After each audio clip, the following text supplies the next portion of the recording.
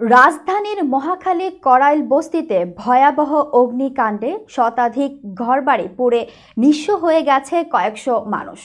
শুক্রবার রাত 12:30টার দিকে আগুন লাগার ঘটনা ঘটে।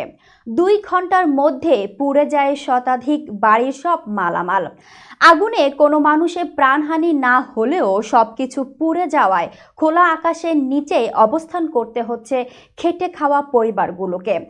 এখন পর্যন্ত সরকারি সহায়তা না পাওয়ায় হতাশ ক্ষতিগ্রস্ত পরিবারগুলো।